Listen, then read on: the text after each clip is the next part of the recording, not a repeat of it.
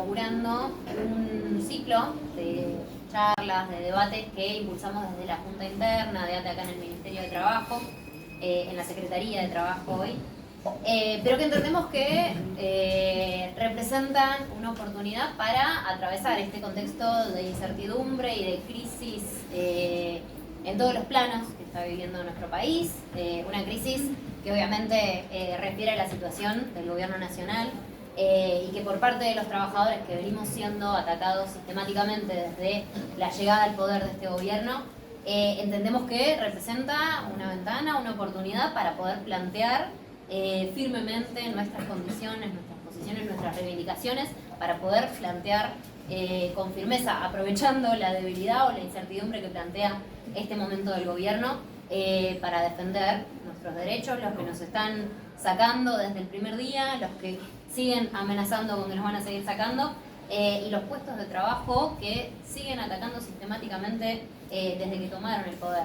Este ciclo, que entendemos que bueno, hoy inicia con Diego, pero que va a tener distintos capítulos a lo largo de los próximos meses, se plantea desde una perspectiva plural, en términos políticos, que pueda permitirnos tener una mirada amplia desde distintos compañeros, compañeras con trayectoria dentro del movimiento popular argentino, y que nos puedan dar algunas claves para entender este presente, porque entendemos que el desafío que tenemos no solo es defender gremialmente nuestros derechos, nuestro puesto de trabajo, nuestro salario, sino pensar como pueblo y con creatividad el desafío que tenemos por delante.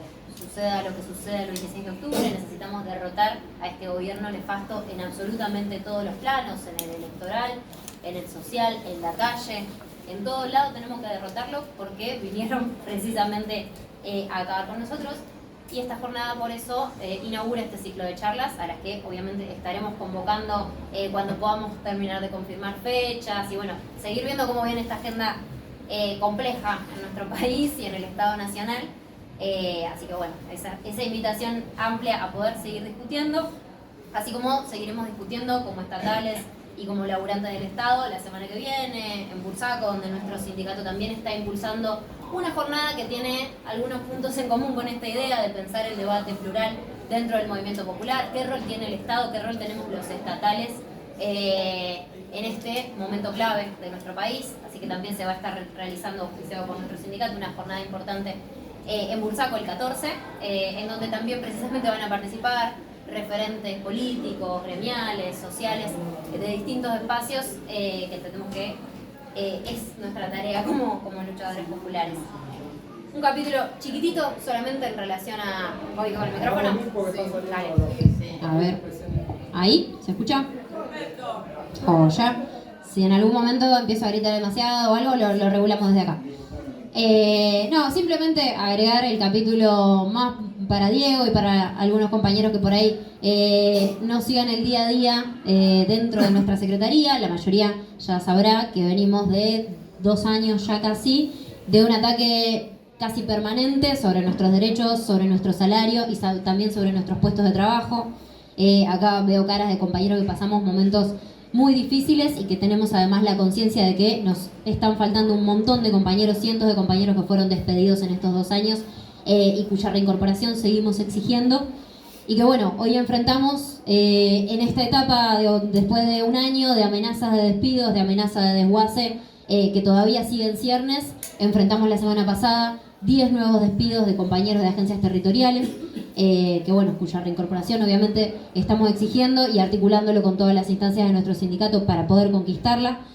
Lo que sabemos es que al margen de la crisis, de la debilidad de este gobierno y de las internas que tienen, que posiblemente sean parte de la explicación de que hayamos podido ir ganando unos cuantos meses este año, la reforma laboral, que es el objetivo fundamental que tiene el gobierno para con esta secretaría y para con el Ministerio de Capital Humano en su faceta de regulador del mercado de trabajo, de intermediario para la inserción laboral de un montón de desocupados y desocupadas que tenemos en nuestro país, que son cada día más. Ese objetivo de reforma laboral sabemos que es parte de la agenda de la derecha y de la ultraderecha y de los sectores dominantes que hoy bancaron a Milei para que esté en el gobierno, pero que suceda lo que suceda con Milei como figurita, siguen teniendo la reforma laboral en la cabeza, así que los laburantes tenemos que estar muy atentos como tenemos que seguir estando muy atentos como luchadores populares y como militantes populares frente a la avanzada de la derecha en otras batallas ideológicas como la batalla por la memoria, la verdad y la justicia. Esta mismísima semana tuvimos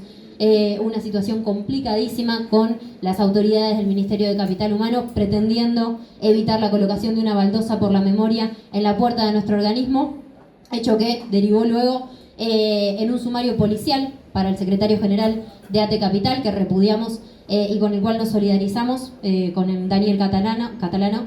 Así que, bueno, nada, compas, es en toda la línea de la batalla que tenemos enfrente. Los laburantes tenemos que poder estar a la altura de las circunstancias y por eso, desde ATE Trabajo, impulsamos esta actividad y todo este ciclo de charlas en la que esperamos que podamos tener esta concurrencia y muchas más, que nos obligue incluso a copar otros espacios para que podamos entrar todos.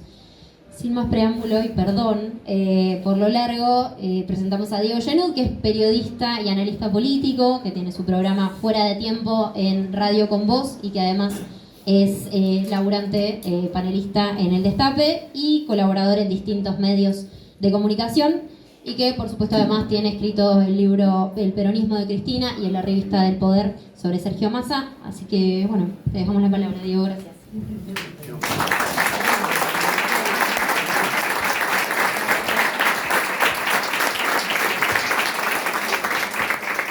Bueno, hola, ¿cómo andan? Gracias por la invitación. Una alegría para mí que me hayan llamado. Bueno, Hernán, Daniela, la verdad que hablar con gente que laburantes, para mí es muy interesante. Un poco el trabajo que yo hago busca un poco de codificar el país que tenemos, pero también tratar de establecer un diálogo con la gente que trabaja, ¿no? Con los laburantes. Y miro mucho al poder económico, al poder político, al poder en sus distintas variantes, poder real o establishment. Hablo mucho del círculo rojo, trato de contar cómo piensan, cómo viven, qué se proponen. Pero bueno, estoy tratando de hablar con gente como ustedes, de alguna manera, cuando hago ese laburo que no es tan habitual por ahí, en el sentido de que muchas veces me parece que, o por lo menos yo trato de esquivar o de evitar simplemente el señalamiento de los actores de poder, la denuncia a los actores de poder, sino tratar de contar quiénes son, cómo se mueven, cómo operan, dónde operan, hablar con ellos cuando puedo hablar con ellos, etc. Para tener un diagnóstico lo más preciso posible de quiénes son las élites económicas, el poder económico, la derecha en sus distintas formas. Entonces, para mí está buenísimo poder estar acá y aparte me parece que está muy bueno cuando los laburantes se disponen en asamblea a discutir los problemas del país, además de los problemas, obviamente, de la reivindicación de derechos, etcétera, sino también del país que se quiere, ¿no? Y cómo se llega a ese país que uno pretende, así que me parece que está buenísimo.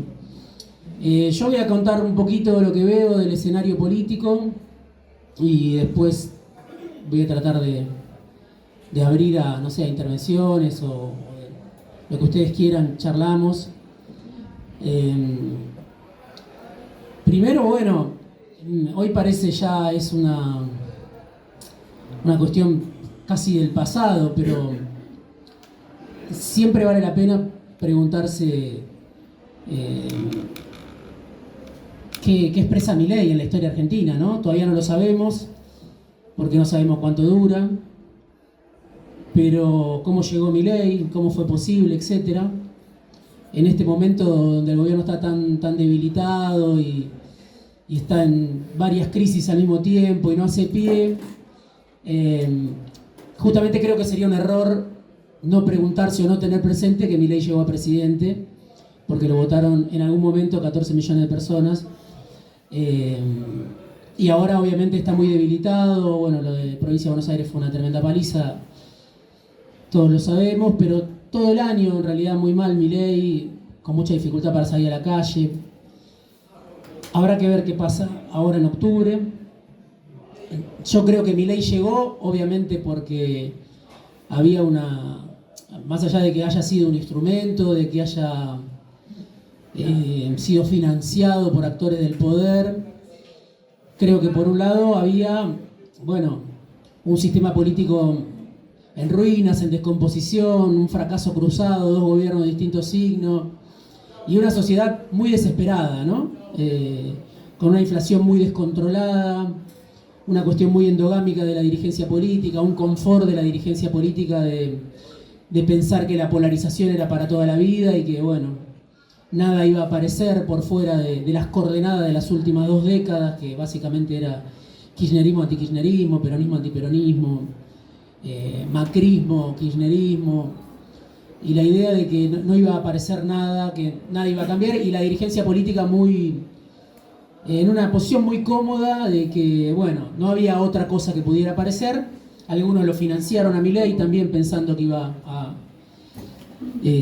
dañar a sus rivales, y Milei llegó a la presidencia. Entonces, por una serie de factores, obviamente creo que la responsabilidad mayor es de los actores de poder económico, de poder político, que pensaron, bueno, le voy a dar de comer un poquito a Milei, total va a dañar a la derecha o va a dañar a no sé quién.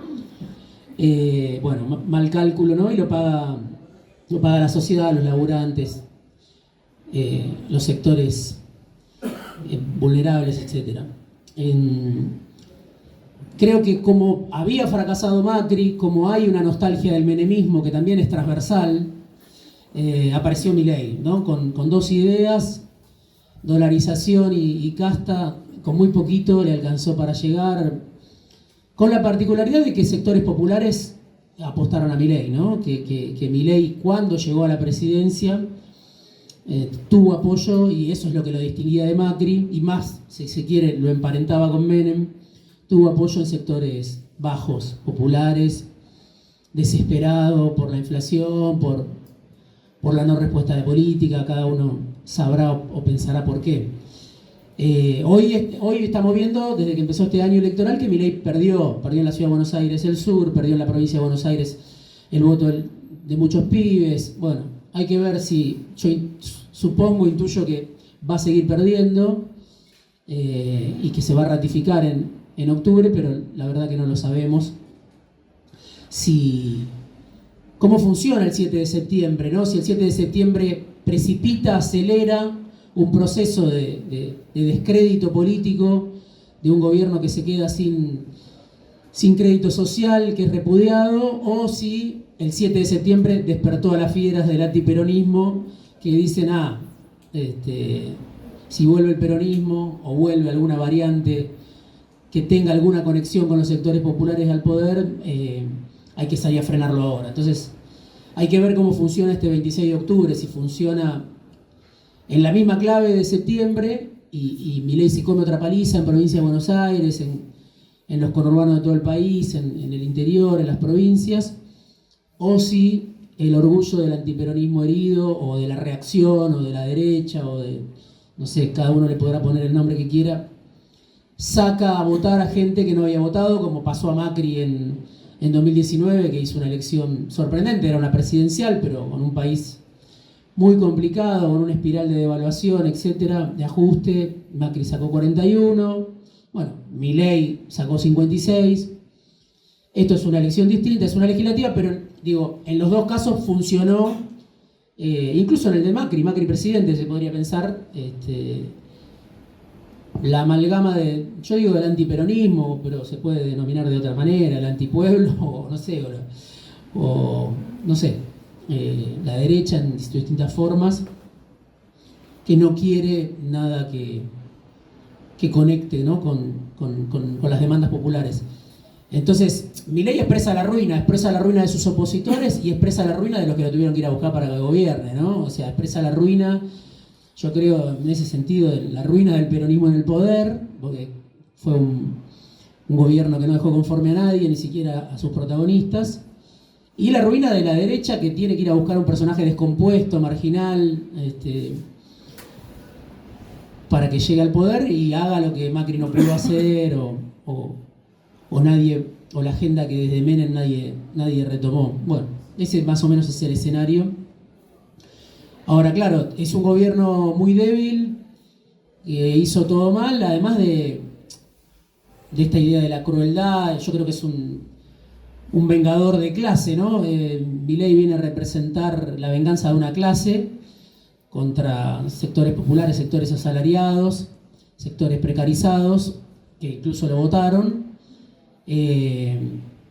pero no cumple no solo con las demandas de esos sectores precarios que lo votaron, sino que no cumple ni siquiera con sus propios objetivos. Es decir, es un gobierno muy frágil porque no tiene apoyo social o lo está perdiendo de manera acelerada, y un gobierno muy frágil porque no tiene dólares, no acumuló dólares, tuvo muchas oportunidades, vive de puente financiero en puente financiero con Toto Caputo, y bueno, es un gobierno muy frágil que cada 4 o 5 meses escupe sangre por la boca. Cuando escupía sangre por primera vez llegó el blanqueo, primer puente financiero, truco de magia de Caputo que sorprendió a muchos porque le dio aire cuando ya estaba muy mal el gobierno, hace más de un año, ya se había comido la devaluación. Es un gobierno que devalúa para después tener el dólar planchado. No se entiende muy bien cuál es la lógica, salvo hacer sufrir sectores populares, pero no aprovechó esa devaluación para decir, bueno, ahora tengo poder, tengo dólares en el Banco Central, ahora no me mueve nadie. Se la comió esa devaluación muy rápido, blanqueo, Fondo Monetario, y otra vez hace mucho que está otra vez desesperado. Porque es un gobierno inviable, porque tiene el dólar planchado, se benefician los sectores con capacidad de ahorro que pueden viajar al exterior, se beneficia el que importa, se perjudica a la industria, incluso los sectores exportadores como el agronegocio no ganan como les gustaría ganar. Bueno, están puteando al gobierno por el pacto con la cerealera, que se quedaron afuera de la ventana de retención. Digo, es un gobierno que deja una legión de heridos, ¿no? O sea, que no se sabe cuáles son sus socios en el poder. Uno podría decir, son los fondos de inversión en Wall Street y no mucho más. Bueno, vaca muerta, la minería, pero claro, muy difícil gobernar un país pensando en que con los fondos de inversión, con la clase media alta o que tiene posibilidad de irse al exterior, con vaca muerta, que también quiere un dólar más alto, con la minería, digo, queda fuera, no sé, sí, 35 o 40 millones de personas, no sé quiénes son los que realmente la están pasando bien, ni siquiera sus socios. Entonces estamos viendo que hay muchos actores de poder que también están diciendo, ya Milei dio todo lo que podía dar, ¿no? Y eso es lo que estamos viendo cuando vemos que en La Nación se publica Morales Solá de que se habla de asamblea legislativa, bueno, y que Schiaretti, y por qué sale en La Nación y no en el Destape o en Página 12, bueno, porque son los mismos actores de poder que lo trajeron a Milei o que le pusieron una alfombra roja, lo que dicen, así no llegás a ningún lado. Viene el gobierno mucho tiempo de estar a la defensiva en el Congreso, los aliados que tuvo, bueno, ayer hubo un par de votos del radicalismo, de Jaldo, que lo sostuvieron, pero en términos generales es un gobierno que viene una pesadilla este año, comiéndose una paliza atrás de otra desde abril que no gana una votación. O sea, es un gobierno, parece como un fin de ciclo precipitado, ¿no? El 7 de septiembre, eso lo que marcó fue, yo creo, una vitalidad del peronismo, que uno podría decir notable, sorprendente, si se mira en relación a los resultados del gobierno de Frente de Todos, un piso muy, muy estable del peronismo en Provincia de Buenos Aires, la estrategia de Kicillof, que le dio resultado, la unidad del peronismo, los intendentes, pero sobre todo para mí la sociedad, que sale a decir, esto no va más, y el repliegue de los votantes de Milei, porque si la gente que votó a Milei lo hubiera votado, estaríamos hablando de otra película en la provincia de Buenos Aires, por lo menos de una paridad. Y esa gente se quedó en su casa, 1,5 millones, 2 millones, un montón de gente, entre voto en blanco, anulado, y los que no fueron, más de 2 millones de personas que podrían haber votado a Milei o que en algún momento lo votaron, se quedaron en su casa y dijeron que se arregle solo, les soltaron la mano. Entonces es un escenario muy complicado donde me parece que le queda a Trump nada más. Milei es un aliado esencial, yo creo, para Trump en esta parte del mundo, un aliado tan esencial como barato, ¿no? Está de regalo.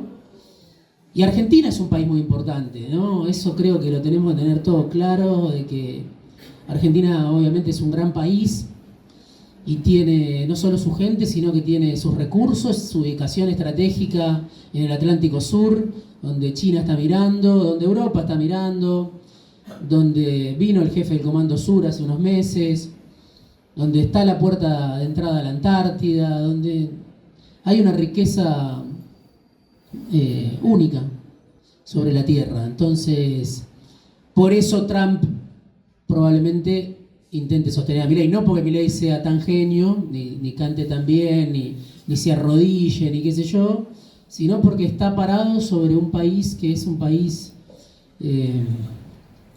único, ¿no? Entonces, por eso Trump, yo creo que algo va a tirar, va a soltar. Puede ser que la semana que viene algo le tire a Milei si finalmente lo recibe. Eso hay que tenerlo presente, de que no es que vale tan poco Milei, sobre todo para Trump, por el país que lo eligió como presidente. Después del 26 no sabemos qué será de nuestras vidas. Si Milei pierde mal, uno imagina un escenario otra vez que se precipite. Hay que ver si Trump lo sigue apoyando, si el fondo lo sigue apoyando. Es como un parteaguas, me parece que es la sensación que hay. A nivel social, yo diría a nivel del poder, cuando Trump y Biden hicieron ese acting de los tweets y la foto, el gobierno estaba de salida. O por lo menos así se lo veía en el poder. Muchos de estos dirigentes, algunos que vienen del peronismo de derecha, de centro, decían está liquidado, está muerto, y se frotaban las manos, o sea, pensando en escenarios apocalípticos de cortísimo plazo, y hablo con esa gente y no me lo cuenta nadie, digamos, o sea, es lo que pensaban hasta que aparecieron los tweets de Besen y los mercados no sé qué, reaccionaron. También le duró poco eso porque no hubo nada en realidad. Entonces es un gobierno muy débil, que siempre fue débil en realidad, yo creo, nunca fue un gobierno muy poderoso.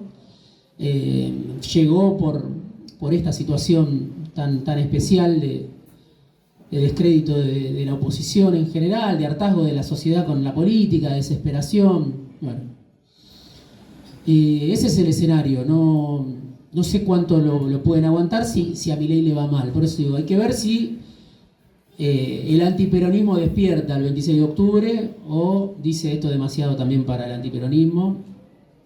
Si el resultado es muy malo, yo veo al gobierno muy complicado. No sé cómo van a hacer para seguir gobernando. Si Trump se hace cargo del gobierno, quién desembarca en el gobierno, cambian todos los ministros, obviamente un dólar alto, eso tampoco va a ser gratis ni para el pueblo ni para el propio gobierno. Entonces es un escenario que es muy incierto si al gobierno le va mal. Si al gobierno le va bien, hace un resultado más o menos decoroso, yo creo que también va a terminar mal, pero va a tener un aire que hoy no lo tiene. No lo tiene Milei cuando sale a la calle acá en Avenida de Mayo o cuando va a las provincias. Es una situación realmente muy particular, como de un gobierno que se estuviera yendo, ¿no? Después, bueno, sabemos la economía de plataforma, la UH, no sé qué, pero todo eso no alcanza. Hay destrucción de empleo permanente y bueno, no les voy a contar a ustedes de la situación que se vive entre la gente que pretende vivir de su sueldo y que se multiplica como puede con 2 o 3 laburos para llegar a fin de mes. Pero todo eso no alcanza. En algún momento parecía que las plataformas amortiguaban la crisis. Bueno, el 7 de septiembre parece que no amortiguan tanto, ¿no? Y sería todo mucho peor si no estuviera la UH, que Milei, si se quiere astutamente, la aumentó en términos reales, la puso más arriba de lo que la dejó al frente de todos. Pero eso no alcanza, obviamente, porque puede ser, con suerte, el tercio de un ingreso de una familia, UH, con 2 pibes, qué sé yo, tercio, la cuarta parte, pero hay que completar el sueldo y bueno, y se ve en la calle, ¿no? Los que viajamos en transporte público o estamos por la calle o no sé, o cuando yo voy a la cancha, o la gente está mal, ¿no? Se ve en las caras. Así que lo veo muy complicado al gobierno. Bueno, después creo que un poco lo que en la presentación Daniela me parece sobrevoló. Está pendiente pensar un país de los trabajadores, me parece. No solo pensando en los derechos de los trabajadores, que obviamente sí, sino en cómo se gobierna la Argentina. Porque si no siempre, esto es mi pensamiento obviamente para discutir y compartir, pero si no se delega siempre en que alguien va a representar de manera certera. Y bueno, la dirigencia política obviamente no es toda igual, pero vive en otro planeta, ¿no? Vive en otro mundo.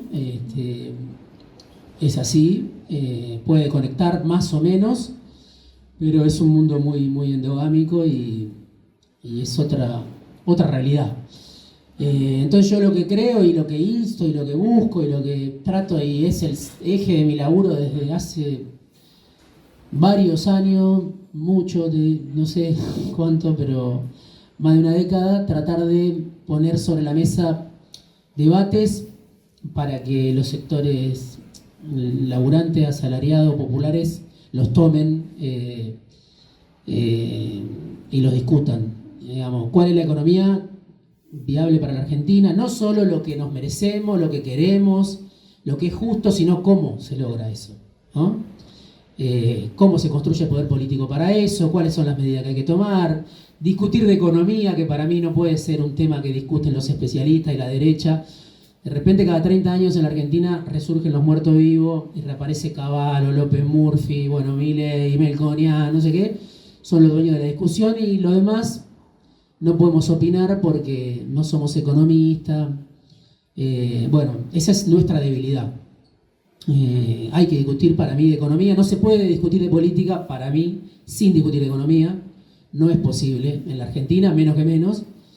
Entonces hay toda una agenda de cosas que por ahí nos entusiasman más, o a muchos de nosotros, que la economía, pero si no sabemos cómo, cuáles son los botones que hay que apretar, cómo construir poder político para apretar los botones correctos que transformen. Obviamente no se puede transformar la Argentina de un día para otro, creo yo, no sé, quizá ustedes piensan que sí y me convencen, me gustaría, pero hay que tocar algunos resortes de poder y para eso hay que estar claro de cuáles son, porque dar 10 batallas o 100 a la vez y perder a las 100 tampoco tiene sentido. Entonces creo que hay que tener precisión de cuáles son los temas importantes que definen, no sé, esto que yo decía, Argentina es un país único, es un país maravilloso y tiene mucha riqueza. Obviamente hay que crecer, ¿no? Hay que generar riqueza, no es simplemente apretar un botón y distribuir, sino que Argentina hace mucho que no crece. Bueno, nada, hay economistas que lo pueden plantear mejor que yo, pero creo que hay un vínculo entre todo lo que no nos gusta del país que hoy tenemos, el país que queremos. Hay un abismo, hay un hiato, hay una zona oscura, hay un punto ciego que es cómo. Bueno, cómo es construyendo poder político para transformar la Argentina con reformas también estructurales, pero en otro sentido, ¿no? Si no es, que yo por lo menos desde que era joven, una postura defensiva permanente de la resistencia a lo que siempre la derecha quiere, que es un poco siempre seguir exprimiendo en el mismo sentido, y los sectores asalariados, populares, plebeyos, están siempre atajando penales sin poder decir: nosotros tenemos esta propuesta para la Argentina, así se hace, así lo queremos, vamos por acá. Es un trabajo largo, pero digamos, es un trabajo que probablemente demande te lleva la vida, pero es así. Si no, es resignarse a que otros decidan por nosotros cómo vamos a vivir en las próximas décadas. Entonces creo que junto con la denuncia, junto con la crítica de los malos, los poderes concentrados, hay que pensar cómo se construye la Argentina que queremos, y eso es cómo se gobierna la Argentina que queremos, haciendo ese ejercicio, no sé si alocado, de pensar, mañana te dan llave en mano el país, decime cómo lo vas a hacer. No me diga que el país está mal, no me diga que los hijos de puta, decime cómo haces para construir el país que querés. Me parece que es una pregunta que nos tenemos que hacer todos.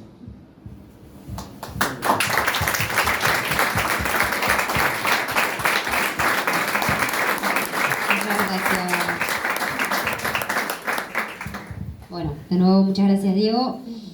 La idea es que podamos ir intercambiando, haciendo nada, eso, desde intervenciones hasta consultas, dudas, inquietudes, en esta misma línea de que nos pensemos como laburantes estatales, como parte del pueblo argentino que hoy tiene este desafío enfrente. Lo que sí pedimos, todavía no veo ninguna mano levantada, que cuidemos en términos de tiempo, que sean intervenciones relativamente breves para que podamos escucharnos todos, ¿sí?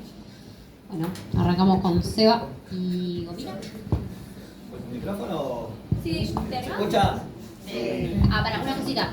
Quienes están, veo por ahí parados atrás, si se animan, acá hay lugar no para estar sentados, pero sí para estar un poco más cerca, mirar un poco más las caras, si tenemos acá contra la biblioteca y eso, algún espacio si se quieren acercar.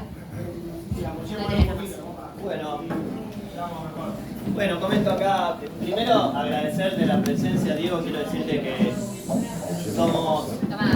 Sí, mejor el micrófono. Bueno, ¿ahí se escucha? Bueno, mejor así, no grito. ¿Qué tal, Diego? Primero agradecerte tu presencia, decirte que creo que somos muchos los compañeros y compañeras que todas las mañanas te escuchamos para enterarnos qué pasa y, más importante, por qué pasa, ¿sí? Que nos permita pensar, creo que ya eso es un montón en estos tiempos. Y después de escuchar tu cierre, la verdad, dimos con el invitado ideal para abrir esto, pues es la intención que tenemos, abrir el debate político para que como trabajadores y trabajadoras empecemos a discutir qué país queremos, qué proyecto de país, que podamos salir de discutir la coyuntura y que demos un debate que no nos está proponiendo nadie, ¿sí? Que es qué queremos que haga la Argentina, qué queremos producir, cómo lo queremos hacer, con quién, qué lugar queremos ocupar en el mundo, cuáles son los recursos estratégicos que tenemos como país, cómo los vamos a defender, todo lo que está y no se instala en el debate, se esquiva explícitamente, son los temas que en el discurso político no están. Entonces me parece que tenemos como trabajadores empezar a decir, nosotros queremos discutir cómo llevar adelante este país, qué proyecto, para quién, con quién lo vamos a hacer, ¿sí? Y prepararnos para gobernar, prepararnos para que sean algunos de los trabajadores los que llevemos las riendas de este país. Por eso nos parece que es importante empezar el debate y retomar la tradición que tuvo nuestro movimiento, que era participar activamente en la política, ¿sí? Sin consumir alternativas que ya venían predigeridas y que nos dejaban solamente 2 o 3 opciones que poco reflejaban los intereses nuestros como trabajadores. Así que sí, el objetivo era como ese, escapar un poco de la coyuntura. El título que le dimos era cómo trabajadores, cómo reaccionar frente a un gobierno de ultraderecha, era pensar cómo llegamos acá, como el pasito necesario para empezar a pensar cómo salimos, ¿sí?, de esta coyuntura y con qué programa, con qué proyecto. Ahí mi pregunta es, ya sé que es enorme, voy a abusar de tu poder de síntesis, pero es, vos que los conocés, que nos puedas contar estos sectores de poder, que en mi opinión desde medio siglo vienen gobernando, o directamente, o imponiendo sus políticas, si los puedes caracterizar, quiénes son, cómo se comportan. Bueno, acá que estamos en lo que sigue siendo el Ministerio de Trabajo, está en manos de Techín. Más claro imposible. Están ellos en primera persona tomando el control del Estado para sus intereses. Y en la línea de lo que vos venías contando también, pensando en una estrategia, ¿cómo se te ocurre que nos vamos a enfrentar o podemos enfrentar a este poder? Porque cualquier proyecto que tengamos lo vamos a tener que disputar e imponérselos a estos sectores. Sé que es enorme la pregunta, pero creo que nos permite salir un poquito de la coyuntura y pensar por qué llegamos hasta acá. Si el problema que tenemos es que esta democracia o que esta democracia no es democrática, ¿sí? Que en realidad los que están gobernando no es los que votamos, sino que hay otro programa que se viene imponiendo. llevándolo adelante en persona eso o imponiéndoselo a gobiernos populares. Así que era un poquito esa la pregunta. Si te animas, le damos al otro compañero, hacemos vos y respondés. Bueno, muchas gracias, realmente es un placer escucharte. Y a diferencia de Seba, yo sí te voy a preguntar por la coyuntura. Y me resulta muy interesante la situación que vamos a vivir en un par de semanas, pero no solo para saber quién termina siendo ganador, sino qué lucha se puede dar internamente en cada uno de esos sectores ganadores. ¿A dónde voy yo con mi pregunta? Algunos hablan que la elección de septiembre representa un triunfo de Kicillof y otros hablan que la elección que viene ahora de ser un triunfo será un triunfo de Cristina. Después tenemos al otro lado que sería la derecha, que cualquier triunfo obviamente va a caer en cabeza del actual gobierno. Mi pregunta es la siguiente: si uno tiene un triunfo para un lado o para el otro, lo que sería el campo popular, y teniendo en cuenta lo que se dice o lo que uno escucha o lo que uno interpreta que sería un triunfo de Cristina, si sería el de octubre un triunfo de Cristina y no de Kicillof como se dio en septiembre, ¿qué lucha interna puedes ver ahí? Y por el otro lado, si la derrota es importante, como uno puede conjeturar, ¿qué lucha interna o qué sucesión también ves dentro del campo de la derecha?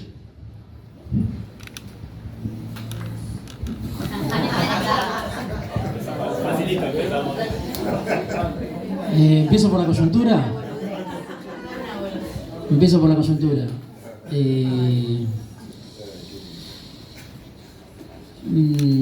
A ver, el peronismo yo creo que revivió por el apoyo social que consiguió. O sea, ahí tiene un mandato popular de seguir funcionando como partido, como expresión, ¿no? Quizá no se merece tener ese mandato popular, pero es lo que vimos, ¿no? Entonces, hoy el peronismo está resurgiendo, las diferencias existen. Esa reunión de Axel y Cristina no fue a ningún lado, digamos. Ahora, yo creo que va a seguir unido el peronismo. A nadie le conviene romper, digamos. ¿Se puede romper? Sí. Mañana se pueden matar, sí. Hoy parece que si no lo hicieron durante 2 años que estuvieron a los tiros en público, hoy no, y está más ordenado, está más discreto. De esa reunión no salió prácticamente nada.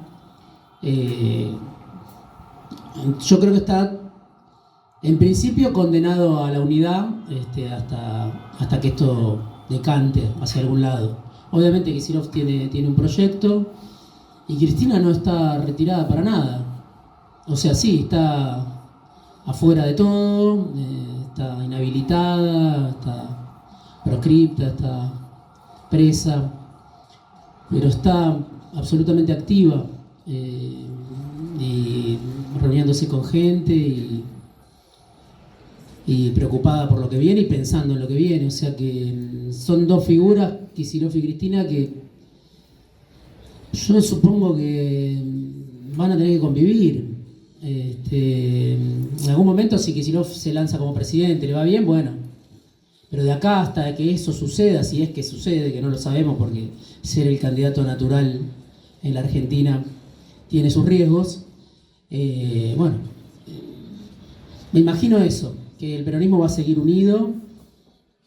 La relación Cristina con Kicillof está dañada desde lo personal, digamos, no va a volver a ser lo que fue en algún momento. Pero políticamente, uno podría decir, si Cristina se puede entender con Massa, después de que dijo que le iba a meter presa, y hizo varias cosas para eso, ¿por qué no se podría entender con Kicillof? No lo sé. Esa es mi impresión. Esto es...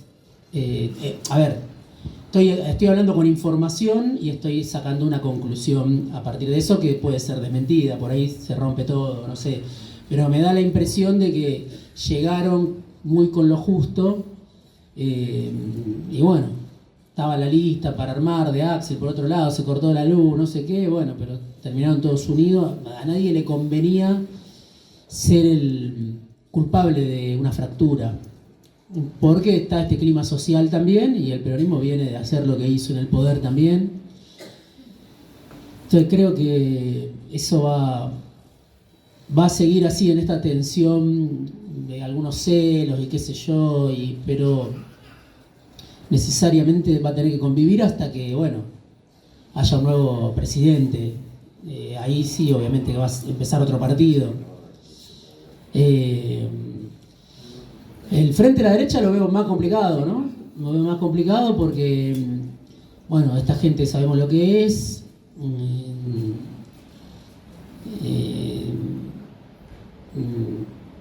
Digamos, entre actores cercanos al gobierno se le buscaba echar toda la culpa a Karina Milei hasta hace poco. Como, bueno, pobre Javier, la hermana, el amor fraternal, qué sé yo, bueno. Después de lo de Spert quedó más expuesto todavía a eso, que Milei, ¿no?, es la cabeza de un entramado de negocios con financiamiento opaco para venir a hacer mierda a la gente que trabaja. Entonces, un poco me parece se cayó por el peso propio la idea de Karina es la culpable de todo, Javier pobre, no sé qué, que eso decía al otro lado del mundo la gente que está cerca del gobierno, ¿no? Y lo veíamos por televisión, incluso en los medios cercanos a Milei, esta cosa de que Karina es culpable de Lula, Karina esto, Karina lo otro, Karina Libra, como si Milei se dedicara a escuchar ópera nada más los domingos en el microcine de Olivos.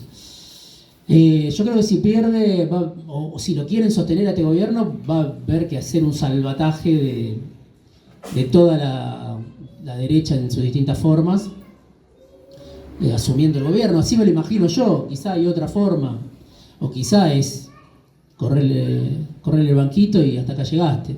No lo sé, pero es un escenario, como decía, muy complicado. Porque está muy fragmentado. Hoy Franco le tiró tierra a Caputo, digamos, que se bancó 1000 humillaciones, o sea, a Luis Caputo, no, a Santiago Caputo. Bueno, después tienen el ministro de Economía, que es un trader, o sea, no sé si estamos a tiempo o si están ellos a tiempo para intentar lo que dice Cavallo que se puede, ¿no? Cavallo la semana pasada hizo un post muy largo y le dijo a Milei básicamente: estás todavía con la oportunidad de lanzar una convertibilidad, de aprovechar, aprender del verdadero Menem, de apoyo político, ser pragmático. Yo no lo subestimaría a Milei tampoco, porque el tipo es capaz de decir cualquier cosa y al otro día juntarse con Macri, ¿no? O de decir cualquier cosa de Bullrich. El tema es que no sé si lo van a querer sostener, porque maltrató a tanta gente, consumió tanto su poder político, su palabra no vale. Esta utopía de los actores de poder, y ahí voy un poquito a la pregunta tuya, la utopía, la nostalgia de los actores de poder es: traeme un peronista que haga el ajuste y gobierne para nosotros con apoyo popular. Traeme a Menem otra vez, al nuevo Menem. O sea, ese es el plan de gobierno de esos actores, que son muy disímiles, que son heterogéneos, que cuando nosotros decimos, o yo digo, o el periodismo dice, el círculo rojo, está diciendo una abstracción, una entelequia. Son los dueños, no son todos iguales, ahora hay una nueva camada de dueños, no es lo mismo, obviamente, sectores industriales que están sufriendo con este modelo, aunque son de derecha y quieren la reforma laboral, etcétera, pero bueno, no le dan los números, no es lo mismo que el agronegocio, no es lo mismo que, no sé, llamémosle la nueva burguesía petrolera o como se le quiera llamar. Por ahí es un exceso esa calificación, pero digo, la oligarquía petrolera de capitales nacionales no es lo mismo. La oligarquía minera, por ejemplo, Elstein ahora invierte en minería. Digo, son grupos muy distintos, muy peleados, cada uno cuida su interés y no tienen un proyecto de país, tampoco. Digamos, si para no desmoralizarnos cuando nos pensamos desde la base de la sociedad, los ricos tampoco tienen un proyecto de país, simplemente defienden su interés, no tienen una propuesta para la Argentina, tienen una propuesta, en el mejor de los casos, para su sector y ni tampoco. Entonces también es inviable el país que ellos pretenden o quieren, porque es simplemente, dame a mí lo máximo que me puedas dar si querés mi apoyo. Y bueno, hay un país afuera de ese esquema, de esa cuestión prebendaria, es interesante que ya viene pasando desde antes, ya pasaba, no es Milei el culpable de eso, pero no lo pudo revertir. Las multinacionales se van, ¿no? Y entran al revés de lo que pasó en el menemismo, que todos los empresarios nacionales rifaron su capital, lo vendieron y vinieron las multinacionales. Se está yendo el dueño de Telefe, no sé, se va Paramount, se fue antes Viacom, se fueron los gallegos, se va Telefónica, compra Clarín, compra a Telefe lo compra Scaglione, que es un empresario rosarino que ya es dueño de una parte de América, de la capital de Rosario. Bueno, y así. Se fue Petronas, se fue el HSBC, se va Xerox, se va Exxon, se van todo. Se va Carrefour, se va Loma Negra. No confían mucho, se ve que el experimento de Milei vaya a durar demasiado. Se va Diagnóstico Maipú, que son brasileños, vinieron con Macri y se lo dejan a Velocopit. O sea, los empresarios argentinos están comprando barato, y las multinacionales están yendo. ¿Por qué? Bueno, ahí se puede analizar, pero está pasando al revés de lo que pasó en los 90, ¿no? Y creo eso, digamos, que no tienen un proyecto de país, que no hay algo que los reúna. La propia creación de AEA, digamos, la Asociación Empresaria Argentina, de Manieto, Roca, Pagani, qué sé yo, bueno, que son dueños, están ahí en tanto dueños. Bueno, que tienen mucho poder de lobby, bueno, expresa la idea de que, bueno, la UIA no es más ya lo que era, el agronegocio está moviendo la pelea que hay entre los productores, que también, obviamente el conflicto con la 125 dejó una idea de lo que era el agronegocio, el campo y qué sé yo, pero la semana pasada, de hace 10 días, en esos mismos sectores que pueden ser reaccionarios, o creerse que son los responsables de la única riqueza que genera la Argentina, etc. Ellos mismos vieron cómo la cerealera los durmieron, los cagaron, los dejaron afuera. Por eso digo, hay mucha contradicción. Y acá también voy a tirar algo medio, no sé si polémico, pero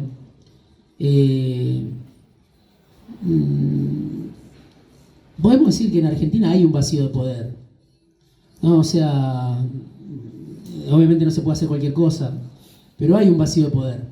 El Frente de Todos, entre que se fue Guzmán y vino Massa, y después terminó como terminó Massa con 200% de inflación, pero en esas semanas largas había un vacío de poder tremendo.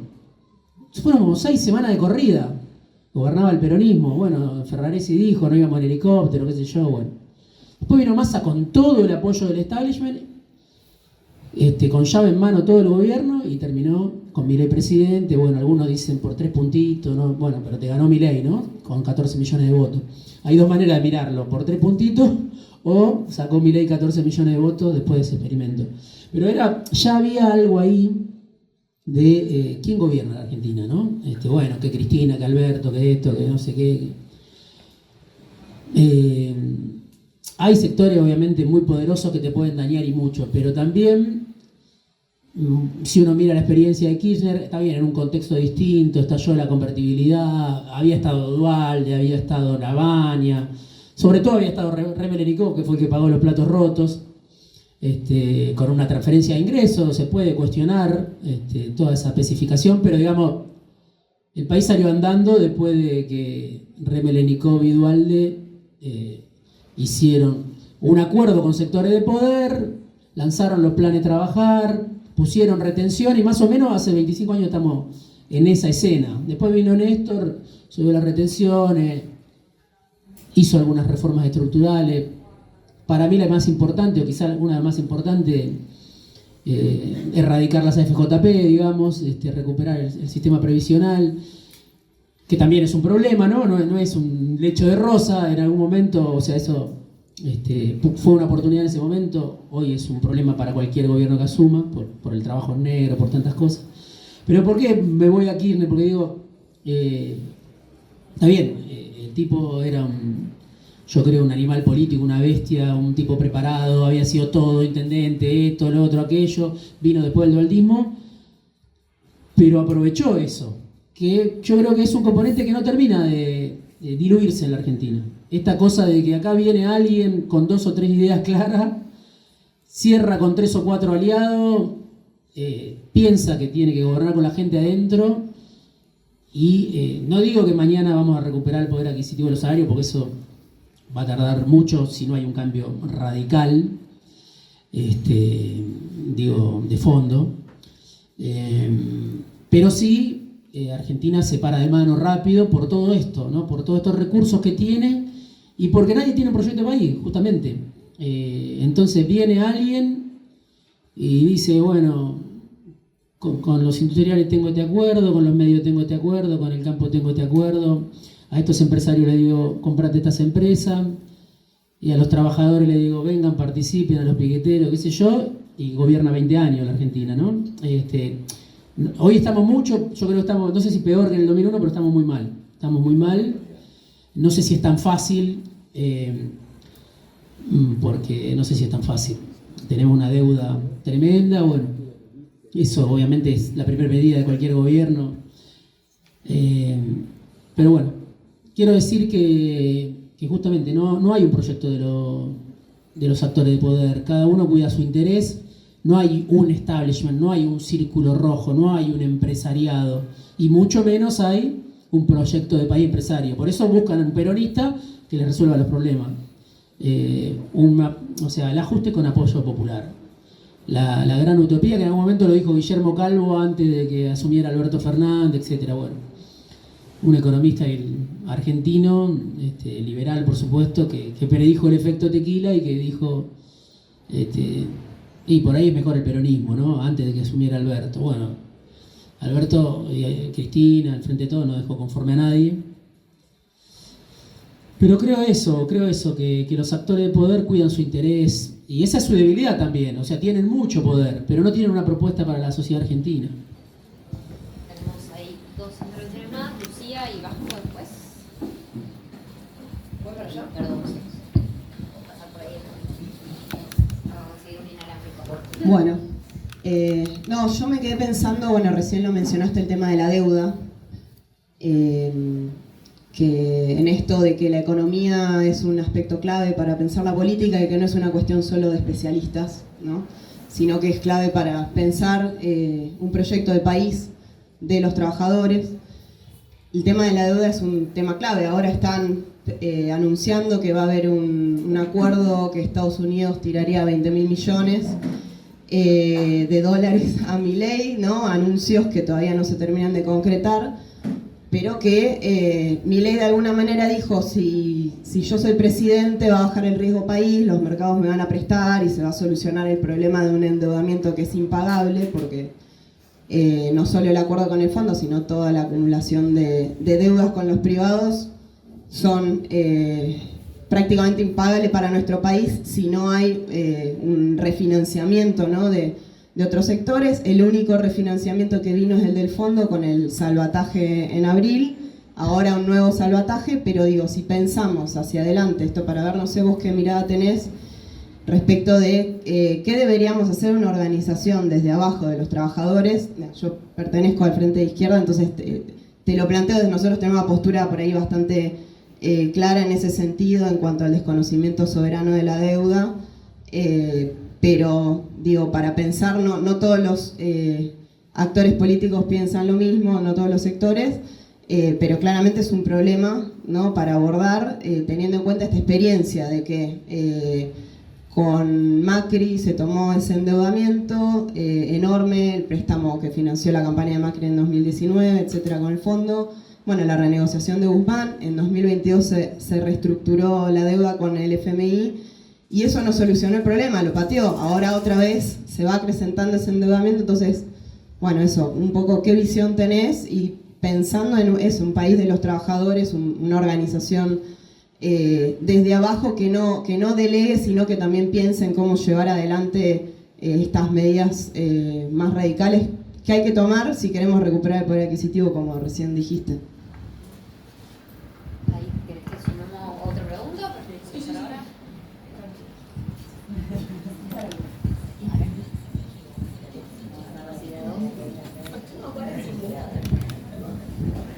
Bueno, Diego, gracias por la intervención. Es muy importante para nosotros estar haciendo esta actividad que también expresa un proceso, creo, o aspiro que sea así, de aprendizaje como colectivo de laburantes también. Hemos atravesado muchas etapas, distintos ciclos, en el momento donde nos atacaron durísimo, el antecedente claro ese es el gobierno de Macri. Adquiere una forma con una brutalidad nunca vista, es una distopía permanente que preveíamos que podía ser así, confirmó efectivamente que fue así, con lo cual animarnos a charlar en un colectivo de laburantes con mucha heterogeneidad política y ser capaces de discutir, ir al fondo, al hueso en discusión y hacerlo de manera genuina y respetuosa, y yo enfatizo esto, que podamos hacer un proceso de debate y de reflexión colectiva desde reconocernos en nuestras diferencias y entender que necesitamos como trabajadores y trabajadoras discutirla. Para mí esto es un paso muy importante y que también ayuda a la maduración política del colectivo laburante, sabiendo que hay que terminar con esta pesadilla lo más rápido posible. Yo soy de los que, como militante popular, voy a hacer todo lo que esté a mi alcance porque la gestión de Javier Milei termine lo más rápido posible. No me voy a ceñir a ningún tiempo institucional mientras están masacrando a nuestro pueblo de la manera que se lo está haciendo cotidianamente, lo que genera, como pregunta directamente asociada a eso, si hay una expresión popular o por un golpe palaciego o lo que fuera, que eso se plantea. Yo creo que el gobierno está liquidado, me parece que está en una fase final de saqueo porque está muy vaciado quedó expuesta su ausencia de sustentación. No es el menemismo, nunca estuvo apoyado en los tanques de gobernabilidad que tenía el menemismo, no lo estuvo nunca, se disimuló y ahora que le empezaron a entrar todas las balas, eso queda expuesto. Preguntarte más en concreto, sabiendo que dialogas con factores de poder real, en un momento mencionaste, que Morales Solá diga Asamblea Legislativa, precisamente indica esa utopía que señalás, porque la Asamblea Legislativa es Schiaretti, que va a entrar ahora como diputado, ¿no? Me parece que está planificado eso, pero si efectivamente eso es una expresión así arrebatada de una idea de cómo puede suceder, o si efectivamente considerás que hay elementos de planificación de cómo puede darse un esquema de eventual salida de este gobierno. Yo aspiro que podamos hacerlo desde la irrupción popular, aspiro que sea eso y que eso genere otro escenario de condicionamiento a lo que sobrevenga, pero me da la impresión que más allá de eso hay sectores que están pensando esa situación. Así que consultarte más en concreto qué elementos, que esta mezcla de opinión e información que podés compartirnos para poder tener nosotros también nuestros propios insumos de análisis, ¿no? Sí. El tema de la deuda sí, que me parece que es clave. Yo creo que hace mucho que es clave, después de Macri es clave, también antes lo fue. El kirchnerismo tuvo una política de pagar deuda que fue extraña. Después vino Macri y endeudó. Ustedes se acuerdan, un divague, pero la pelea con Redrado era porque Redrado no quería pagar la deuda. La pelea era que Cristina y Néstor querían pagar con los dólares del Banco Central. Y Redrado decía, los dólares, la autonomía del Banco Central, cosa que hoy Caputo y Bausili obviamente desmiente porque son una sociedad anónima que se quedó con el Banco Central y el Ministerio de Economía, lo mismo. Pero ¿qué decía Redrado? La sagrada autonomía. Y la pelea quedó, ¿cómo vas a contradecir al gobierno? Sos una lacra que, obviamente, liberal, qué sé yo, cabalista, contradecís al gobierno popular. Pero en realidad lo que no quería Redrado era pagar la deuda con la reserva del Banco Central. Néstor quería hacerlo, ya era presidenta Cristina. El tema de la deuda es un problemón, porque hay que tener una estrategia, me imagino, no hay que endeudarse, eso creo que estamos todos de acuerdo. Pero después hay una deuda que hay y hay que ver qué se hace con esa deuda, porque si vos pagás toda la deuda que tenés, Cristina siempre decía, fuimos pagadores seriales y te quedás sin reserva y fuiste pagador seriales, bueno, estás haciendo de otra manera, con otro esquema, lo mismo que está haciendo Milei, o sea, te estás quedando sin fortaleza, sin dólares en el Banco Central, que cualquier gobierno los tiene que tener. De hecho, eso era algo muy presente de Néstor al comienzo. Entonces, bueno, primer tema, dólares hay en la Argentina, no es que hay falta de dólares, dólares entran todo el tiempo, el tema es que se van de mil maneras, no hay una sola manera, o sea, algunos no están de acuerdo con la idea de fuga, bueno, hay todo un debate ahí entre economistas, pero se van de mil maneras. Si uno compra un iPhone, se van los dólares, si uno se va afuera, se van los dólares, si uno cruza la frontera, obviamente si tenés el dólar bajo, más la gente se va a comprar del otro lado, en Paraguay, en Chile, y haces mierda a los locales, por eso. Digo, necesitas un dólar, me parece a mí, más alto, obviamente eso implica en este contexto una devaluación y el tema de cómo se reparten los costos de eso. Pero sí, yo creo que no se puede pagar la deuda, digamos, y no es que lo digo yo, o sea, lo ve cualquiera. Obviamente la izquierda lo dice.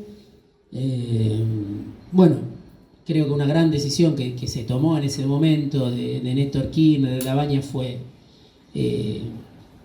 la reestructuración, que fue muy agresiva, pero tenía una cosa que se llamaba cupón PBI que terminó costando muy caro. Pero digamos, en ese momento hubo una quita tremenda que le permitió tener aire al gobierno de Néstor Kirchner. Después ese cupón PBI terminó siendo medio un tiro en el pie, bueno.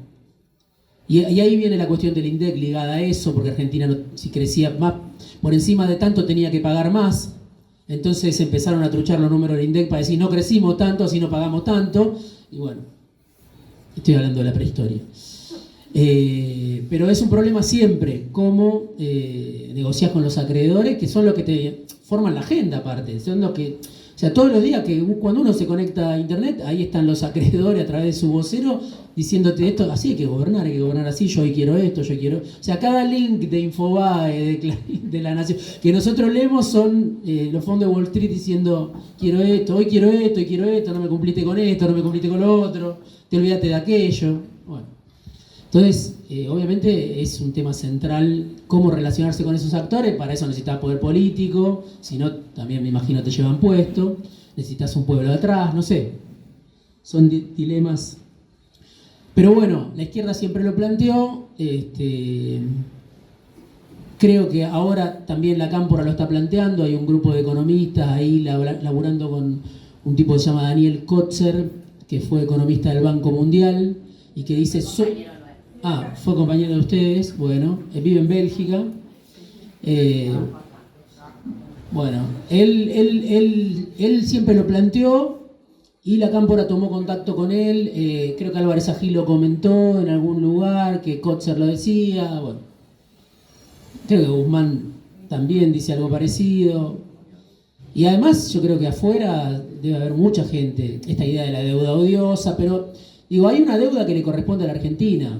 La cuota como parte del Fondo Monetario Internacional. Bueno, el préstamo que tomó Macri excede eso. O sea, lo que ahora se plantea desde algunos economistas cercanos a Cristina y la Cámpora se podría haber planteado en 2019 perfectamente también, porque ya en ese momento se había excedido de la cuota de lo que le correspondía a la Argentina, 1200% por encima de lo que le dieron a la Argentina. O sea, no le podían dar 57.000 millones de dólares a la Argentina. Alberto, si tomó una buena medida, Guzmán fue decir, hasta acá había 44.000, porque le correspondían 57.000. Cuando llegó el Frente de Todo dijo, basta, no queremos esos 13.000 millones, y por eso se debe 44.000 del periodo de Macri. Pero Macri se endeudó por 57.000, que excedía por mucho. Ahora viene Caputo 2 y pide 20.000. También, todo eso excede muchísimo. Entonces, ¿cuánto habría que pagar? Bueno, no hay que pagar 60.000 millones de dólares, de acuerdo, sin hacer un cambio radical de decir no pago la deuda. A tanto sea lo que dice el Fondo Monetario Internacional, porque incluso hay auditorías internas donde ellos mismos dijeron esto estuvo mal, le dimos plata y la seguían fugando, etcétera, etcétera. atándose a la propia regla de ellos, no se puede pagar más de 20.000 millones de dólares, no 60.000 con el fondo, digamos. Y eso se puede, obviamente, si hay poder político, poder popular, claridad, se puede decir, te lo vamos a pagar. Y así no nos caeríamos del mundo, como diría la derecha, porque nos va a decir el primer día del próximo gobierno nos caemos del mundo. O sea, se podría, pero bueno, digo, hay que tener claridad, hay economistas que lo laburan, Kotzer es uno, hay otros. Claudio Lozano esto lo viene planteando hace mucho, también yo lo escribí, Claudio Lozano me escribió, me dijo hay una causa judicial, esto, lo otro, nosotros lo planteamos en la época del Frente de Todo. O sea, digo, hay un montón de elementos para unir fuerzas y decir, esta deuda no se puede pagar. Suena una consigna, pero es la cruda y triste realidad con el hambre del pueblo, o sea, no se puede pagar. Pienso yo, y creo que sería bueno que las amplias capas de la población tuvieran esa convicción, certeza, claridad. Es decir, no hay gobierno posible, salvo que uno quiera gobernar maniatado por completo, porque acá hay un problema de la política, más allá de que yo soy crítico de la dirigencia política, hay un problema de la política que es la relación de asimetría de la dirigencia que va a elecciones cada 2 años, está en campaña permanente en un país en crisis permanente, con actores de poder que se los comen crudo. Entonces, no se puede hacer política así. Es muy difícil. Y si además esos gobiernos no tienen apoyo popular, no se amparan, o sea, ¿cuál es la fuerza de un gobierno? ¿El voto? Sí, es una fuerza que dura hasta que el tipo se sentó, él o ella, en la Casa Rosada. Después, si eso no está todo el tiempo, ese músculo, yo creo eso, ¿no? Si ese músculo popular, social, no está todo el tiempo activándose, ese músculo se muere. Y entonces el gobierno queda cautivo de los dueños de todas las cosas, me parece. Entonces, ahí hay un tema central, que creo que es que cualquier gobierno que asuma y quiera un país distinto, lo primero que tiene que hacer es decir que no. Después tiene que decir que sí, ¿no? Eso también es muy difícil.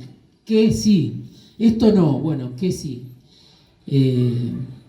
Y no sé, ¿qué otra cosa? Esto sobre la deuda. Asamblea Legislativa, sí, ellos lo están planteando, lo están pensando. Yo no tengo información de se reunió tal con tal en la casa de tal y le dijo tal, pero sí hablo con gente cercana a todos los peronistas y con algunos de esos peronistas hablo directamente, de derecha o no sé qué, de los que gobiernan por el Círculo Rojo, y como digo, antes de los tuits de Besen estaban diciendo que el gobierno está game over, el gobierno está liquidado, el gobierno no sé qué, Schiaretti tiene relación con todo el sistema político, lo cual es cierto. Schiaretti fue gobernador cuando Cristina era gobernadora, tenían una buena relación.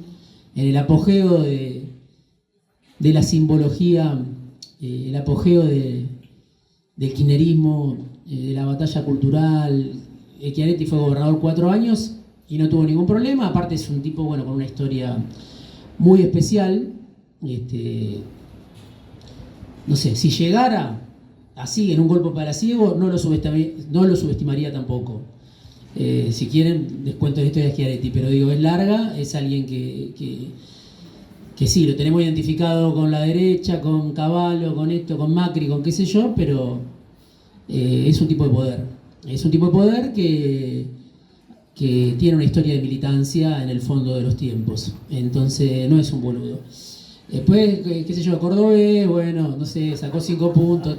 Nos podemos reír, pero hace 30 años que está en el poder. Conoce a todos, a Cristina también la conoce, y ellos piensan, la gente que está al lado de Schiaretti se puede sentar con cualquiera, incluida Cristina, y es cierto que tienen una relación de respeto. Eso no quiere decir que Cristina vaya a apoyar el golpe palaciego de Schiaretti, pero en la cabeza de esta gente, ellos dicen, bueno, nosotros podemos, o sea, candidato a nuevo Duhalde.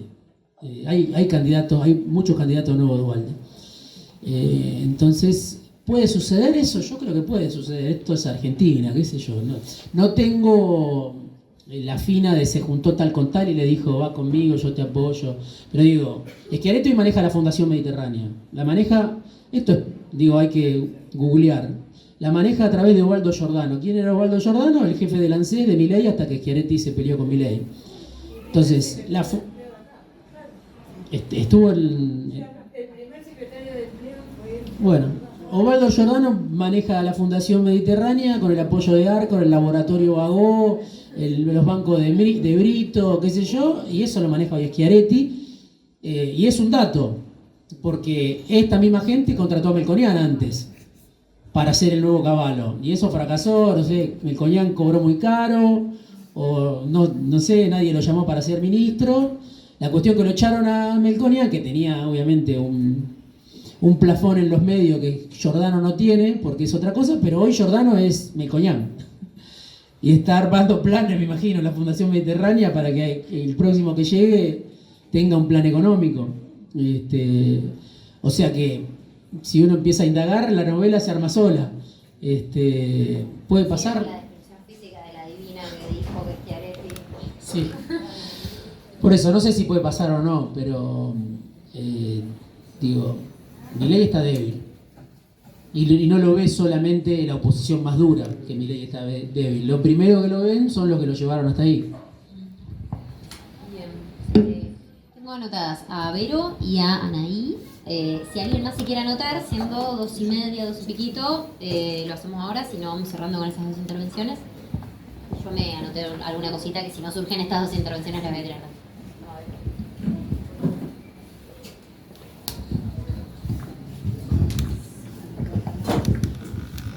Bueno, yo lo que te quería preguntar un poco, porque nada, que estamos en un momento de degradación absoluta en distintos niveles, está más que claro.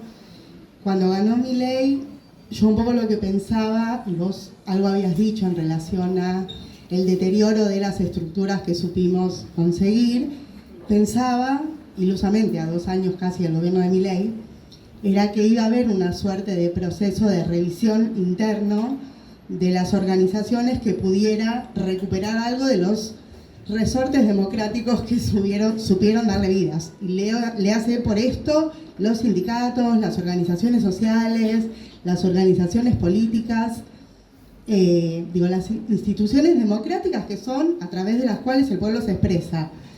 Eso parecería ser que no sucedió en ninguna de ellas, lo cual es realmente triste, lamentable y preocupante hacia adelante, porque frente a la pregunta de qué te sostienen, si los votos o el apoyo popular, yo creo que el apoyo popular, sin lugar a dudas, quizá como peronista crea eso, pero estoy convencida.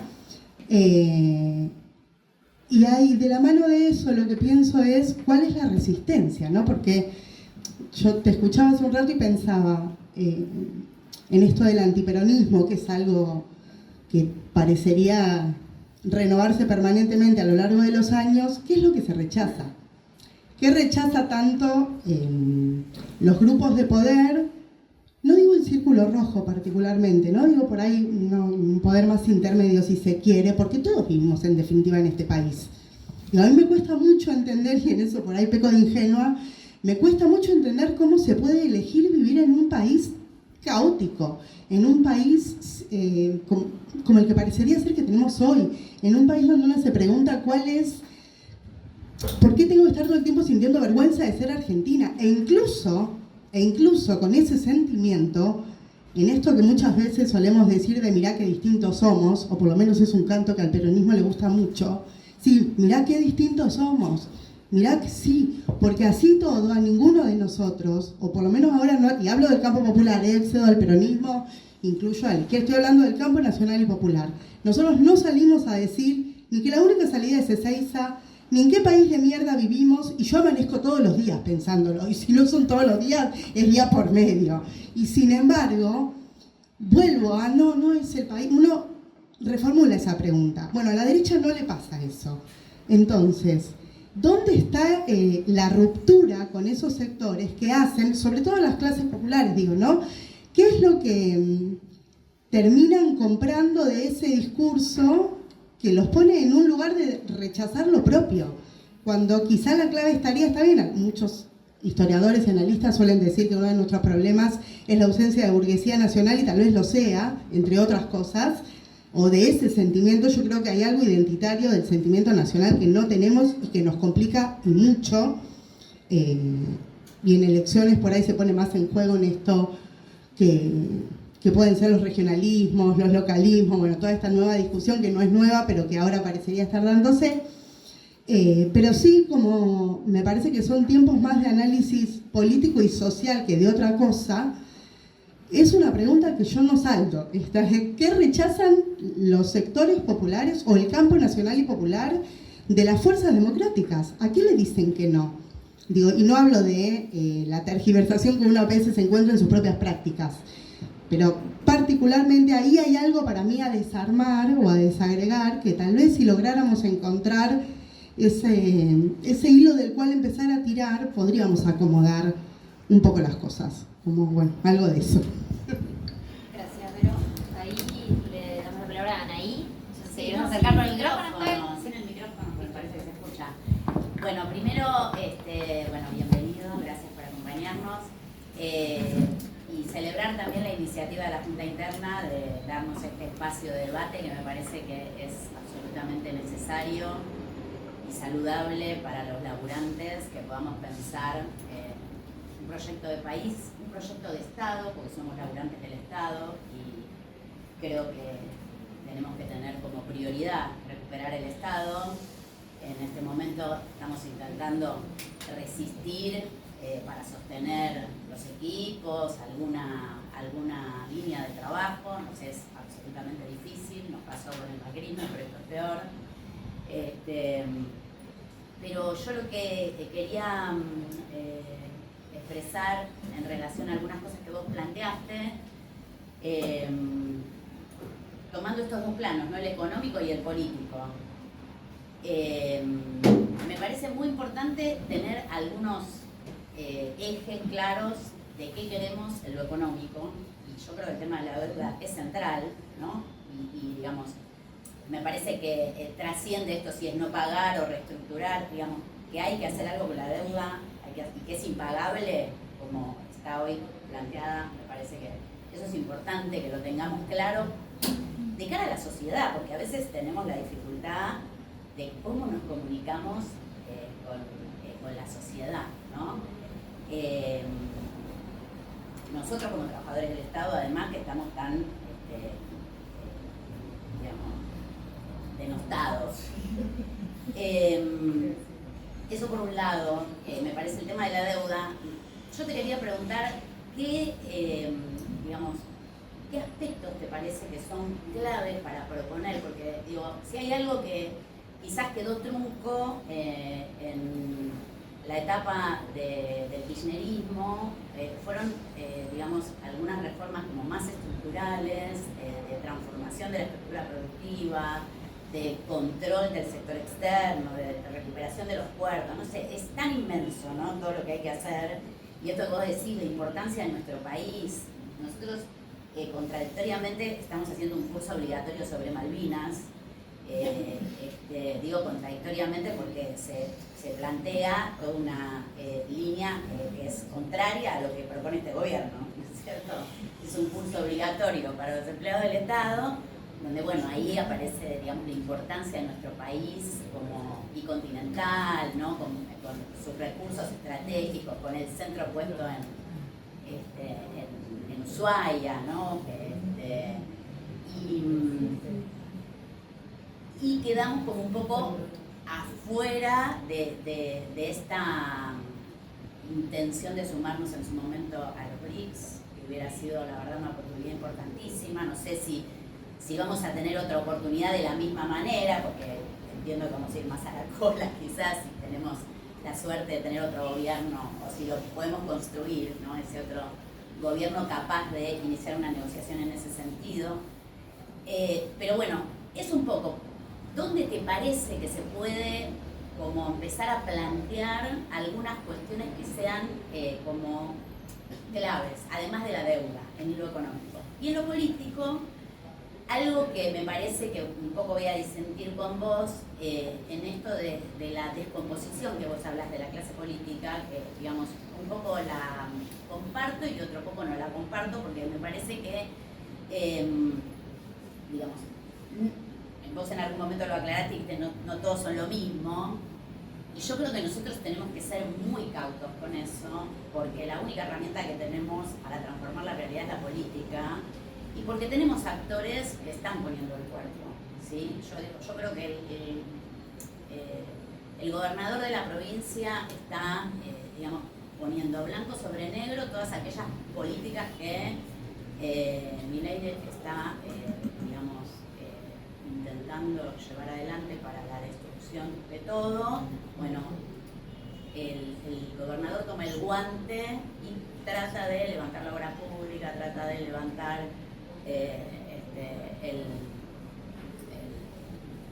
bueno, la educación, la salud, de inaugurar obra, ¿no? Está como está mostrando una capacidad de reacción, y me parece que esas cosas hay que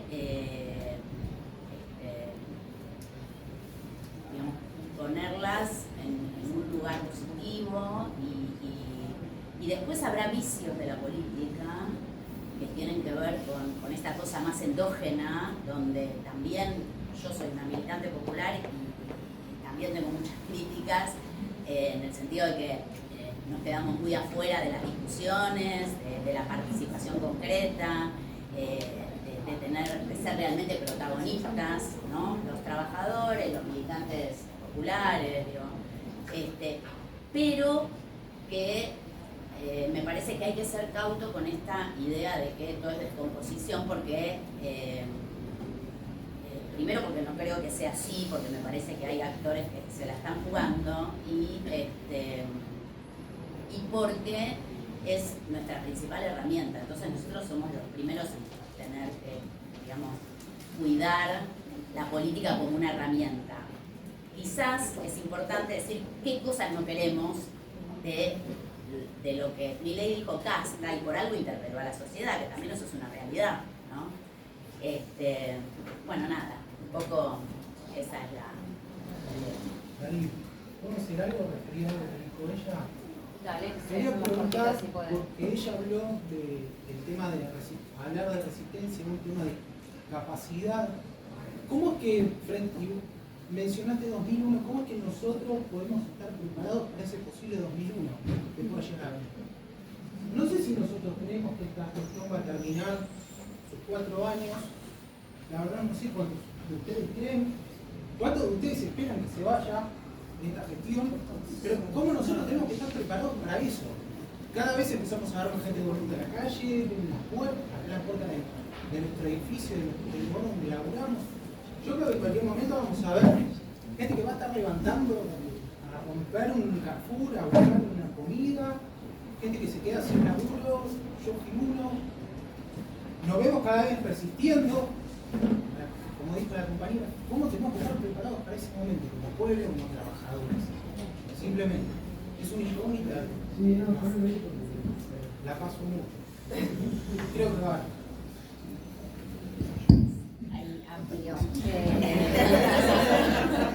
Pero no agrego lo que iba a agregar. No se va a hacer largo, no. Hay un capítulo de algo que por ahí tiene linkea con las 3 cosas, por eso simplemente lo agrego, pero está empezando a circular que parte de la posibilidad de salvataje de Trump tiene que ver con reflotar el proyecto de dolarización de la economía y todo eso, que podría ser una apuesta para instalar de nuevo, de cara a las elecciones incluso, una propuesta del gobierno, que tan irreal es eso, y que tanto apuesta precisamente a algo que tanto Vero como Anaí y un poco Lucas también plantearon, de este rechazo a el sentir nacional y a que todo lo de afuera, o la promesa de ser Estados Unidos, de ser un país europeo y de fuera de Latinoamérica, de nuevo nos la quieren proponer, pensando también incluso, y esto es completamente utópico, porque estamos pensando en construir, bueno, una alternativa como pueblo, como laburantes, que trascienda incluso la General Paz, que piense a nuestra nación como una integralidad, pero que incluso trascienda esas otras fronteras, con todo el quilombo geopolítico que implica la instalación de Estados Unidos con mayor firmeza en esta parte del continente, qué impacto tiene en otros países del continente que hoy están dando, por ejemplo, una pelea contra esa dolarización que ya tienen instalada en sus economías. Digo, Ecuador, en su momento se planteó la peruanización de la Argentina, y en Perú también se pudrió todo. Bueno, nada, ese desafío que como laburantes tenemos, que quizá queda como capítulo compas para otras discusiones, pero que me parece que hoy en lo inmediato, y que por ahí algo nos podés devolver de esto, de por qué cuaja la idea de la dolarización y qué consecuencias puede tener eso para nosotros. Sí, yo no descarto que Trump ponga algo para sostener a Milei, como decía. Hasta ahora no puso nada, unos tweets y una foto. Le duró una semana. Pero, a ver, sería histórico, ¿no? Porque Estados Unidos no pone de la suya hace 30 años. La última vez fue después del efecto tequila y, bueno, en otro contexto, recién se creaba el NAFTA. Bueno, era otro contexto. Y después a Uruguay le puso, pero creo que $1.500 millones, 20 palos le puso a México en otro contexto. ¿Trump lo puede hacer? Sí, lo puede hacer porque hace lo que básicamente se le canta. O sea, no es un mundo muy donde no podemos perder la capacidad de asombro. O sea, pueden pasar cosas que a través de algún recurso. Y sí, la dolarización, no sé si están dadas las condiciones en la economía ni en la sociedad, pero bueno, algo me imagino que van a querer hacer. No sé si le va a alcanzar ahora con cualquier cosa que anuncie Trump para cambiar la elección. Creo que está muy jugado el gobierno. A ver, yo me quedé un poco con lo que vos decías sobre el país y... bueno, yo pienso que Argentina es un gran país. Y cada vez me siento más argentino, ¿no? Como me da mucha gana de vivir acá. O sea, incluso en las malas, ¿no? O sea, entiendo que por ahí es jodido, pero... y es una sociedad contradictoria, obviamente sería para hablar mucho, escribir libros, pero creo que el tema es... yo creo que el error de sectores, si querés, populares, politizados, convencidos, es despegarse de la realidad y quedarse en un mundo de símbolos. Y eso fue lo que pasó en la Argentina para que llegara Milei. Entonces hay símbolos que nos gustan, que no le dicen nada al pueblo, o a grandes capas del pueblo. A otros sectores sí. Entonces uno tiene su corazón contento, calentito, mirando determinado comunicador o consumiendo determinada cosa de la gente es buena, pero la vida es, yo creo, el capitalismo es una jungla y esa es la vida que viven las mayorías. Entonces cuando los sectores progresistas se enamoran de los símbolos y se despegan de la realidad, están muertos, digamos. Entonces creo que eso es lo que pasó en la Argentina, y no pasó con Milei, pasó con Macri. Pasa, y entonces yo creo que hay que conectar y tratar de conectar, porque cada uno vive en un mundo distinto, ¿no? Mi mundo no es el de ustedes, el mío no es el mismo de mi compañero de trabajo, ni el de mi jefe, pero hay que tratar de abrir los ojos. O sea, si no se abren los ojos y estamos diciendo, mirá Milei, qué facho, qué loco, y sí, pero vos te fijaste lo que estás votando vos. ¿Vos te fijaste lo que están gobernando, cómo están gobernando lo que vos votaste o lo que yo voté? No te fijaste, no lo querés fijar. Escondemos la cabeza como el avestruz. Cuando el Frente de Todos, está bien, era pandemia, no sé qué, perdió las elecciones legislativas, yo hice un editorial que se llamaba El Frente de Todo lo que no se quería ver, en 2021. Pasaron 2 años, bueno, o sea, ese gobierno estaba muerto de entrada, porque no asumió la tarea, no con Vicentín, antes, cuando vio la deuda que dejó Macri y no se dio una política y entró Guzmán por la ventana porque no había nadie que se hiciera cargo de la economía, no había nadie. Entonces, está bien, mucha gente lo putea a Guzmán, no soy el abogado defensor, pero digo, entró porque no había en un tema clave, que hoy yo digo es clave y creo que hay acuerdo, es clave la economía, el Frente de Todo, que vio la larga agonía de Macri durante 2 años y llegó al poder porque Macri la chocó, porque por ahí, si Macri lo hacía bien, no volvía más. Nadie de los que estaban en el Frente de Todo. Macri la chocó tan rápido, le dejó sobre la mesa todos los problemas, tuvo 2 años escupiendo sangre hasta que llegó Manzano en la entrevista que yo le hago para este libro, El Peronismo Cristina, me dice, la gente fue mordiendo el freno, hubo un milagro de la representación. O sea, la gente quiso creer que la política tenía la solución. No estaba claro que la política era la solución y la gente se equivocó, no tenía la política la solución. La chocó todo el seleccionado de la unidad peronista, o sea, casi no quedó nadie afuera. Creo que Randazzo, creo que hay que hacerle un monumento a Randazzo, que es el único que se quedó afuera, pero metió a todos los amigos de él en el gobierno. El randacismo sin Randazzo. Pero digo, nada, creo que se despega de la realidad. Las buenas conciencias tienen un gran enemigo que es despegarse de la realidad. Entonces hay que mirar la realidad, hay que mirar los datos del INDEC, para mí. Queremos saber cómo está la Argentina, miremos los datos del INDEC. Miremos cuánta gente está endeudada, los datos del Banco Provincia que el otro día difundió la gente de Matías Ragnerman, cuánta gente aumentó el endeudamiento, cuánta gente labura en blanco, cuánta gente labura en negro, cuánta gente no llega a fin de mes, cuánta gente está desesperada. No desde que llegó Milei, desde hace mucho.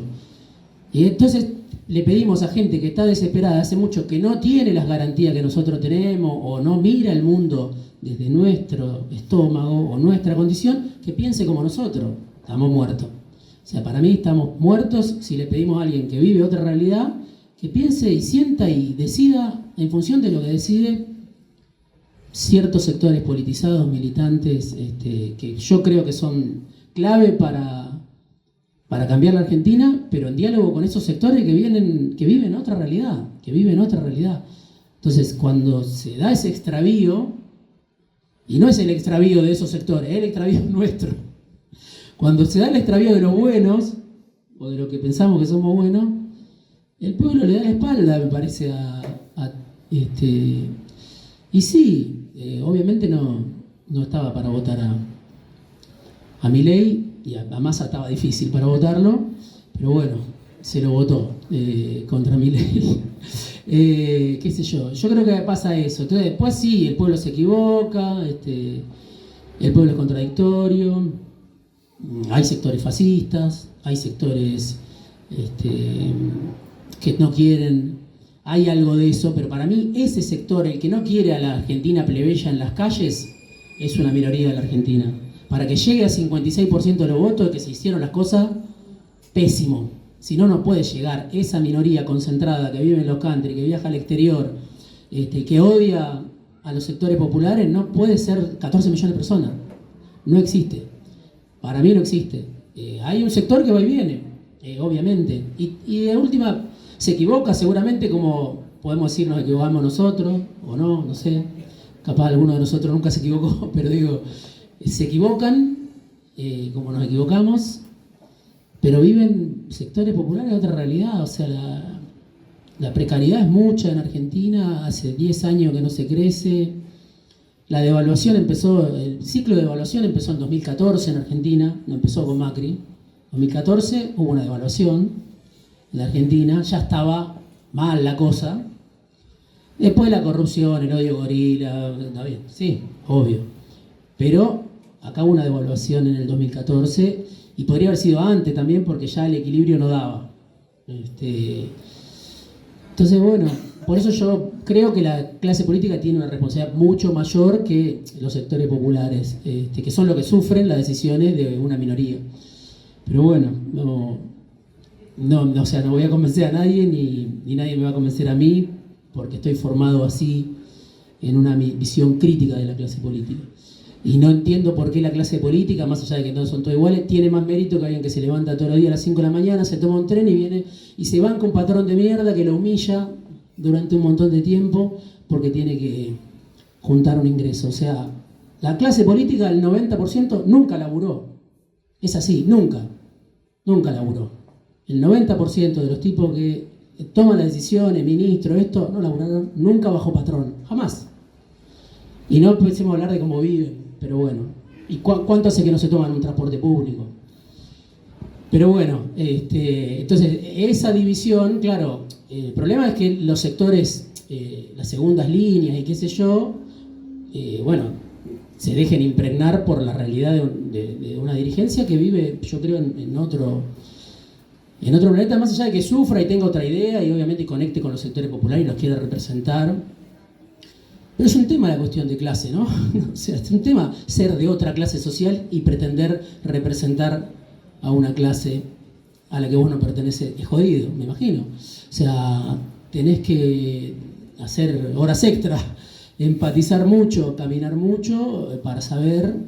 Y si vivís en la Rosca de Palacio, que no son solo Schiaretti y Pichetto los que viven en la Rosca de Palacio, creo que es un problema. Entonces, la función de la militancia, la función de la segunda línea, la función de ese estamento, digamos, yo creo que es clave para estar más cerca de los sectores populares que del Palacio y bueno, tirar abajo la endogamia esa, con un proyecto de país, porque si no, o sea, es muy difícil que te abran la puerta, la verdad que es difícil que te abra la puerta cualquier sector de poder. Nadie quiere abrir la puerta a alguien que no tiene poder.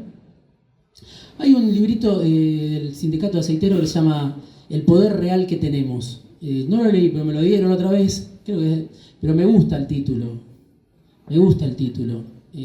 Más allá de que es un sindicato, bueno, que está en un sector estratégico, bueno, está en el corazón del monstruo oleaginoso, pero digo, esta idea de el poder real que tenemos, creo que es algo que también nos tenemos que creer. Empezar a creer, pero bueno, en diálogo con eso. ¿Y qué va a pasar? Que el 2001, yo creo que el pueblo, si acá viene el 2001, va a saber responder. Como supo responder. O sea, todo lo que no sabemos se va a saber responder. O sea, el pueblo, si eso sucede, la gente va a salir a la calle cuando sienta que tiene que hacerlo. Obviamente hay toda una red, obviamente es otro país, obviamente están los teléfonos, eso también tiene que ver con tu pregunta, la cuestión de las subjetividades moldeadas por los teléfonos y que nos cuesta a cualquiera de nosotros decir, apago el teléfono y voy a escuchar y voy a ver la cara de un amigo, un compañero, una amiga, voy a dejar el teléfono un rato porque confío en la comunicación humana, que no se va a dar en otro lado a través de ningún teléfono la riqueza de mirarnos las caras, o sea, nos cuesta.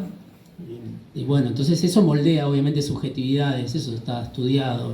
Uno está con el teléfono, piensa que está conectado con todo lo que le pusieron like, pero en realidad está solo y todos estamos solos hasta que nos volvemos a juntar. Y te juntás en la calle o te juntás en los lugares de laburo, por eso esto me parece que está buenísimo, porque el trabajo es un lugar yo creo que el trabajo es el lugar de mayor represión en el capitalismo. Entonces, poder transformar los lugares de trabajo en otra cosa es un poco cambiar la dinámica de la sociedad, ¿no? Entonces, creo eso, que los teléfonos juegan en contra en la medida de que nos gobiernan, ¿no? Entonces, pueden ser una herramienta para ganar una campaña, para difundir una idea, para potenciar un reclamo, pero en algún momento hay que sentarse a escucharse y sacar algo en común. Pero creo que yo creo que la sociedad va adelante, el pueblo va siempre adelante y nos sorprende. En el 2001 a mí me sorprendió. Yo ese día, el 20 de diciembre, estaba haciendo un escrache contra un cardenal en el barrio de Villa Urquiza, militaba en Hijos y un amigo se subió a como una cosa de luz y dijo, suspendemos el escrache. Yo estaba en contra y dijo, vamos a Plaza de Mayo, y yo dije, no va nadie a Plaza de Mayo.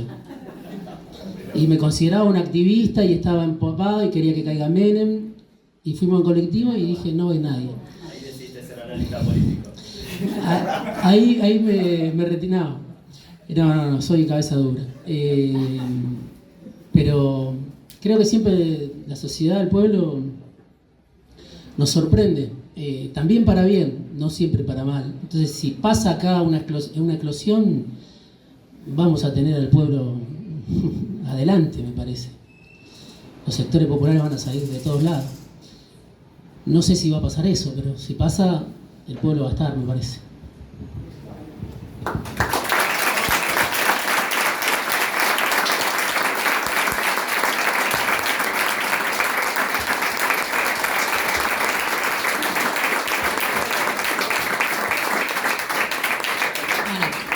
La verdad que construimos esta actividad y esta acción en la que agradecemos realmente, compas, que nos hayamos podido venir a hacer un rato todos, porque estamos seguros de que el pueblo va a estar, que tenemos que construir las condiciones y tenemos que saber cuál es el rol que vamos a tomar los estatales y los compañeros de este sector de trabajo en particular en ese momento. Así que, bueno, nada, muchísimas gracias de nuevo, Diego, y compas, construyamos nuevas instancias como esta durante todo este ciclo y en todas las oportunidades que nos toque, porque tenemos que derrotarlo en todos los planos, y bueno, y el del debate y la discusión de qué futuro estamos viendo y cómo lo vamos a construir es fundamental para eso. Así que muchas gracias, compas.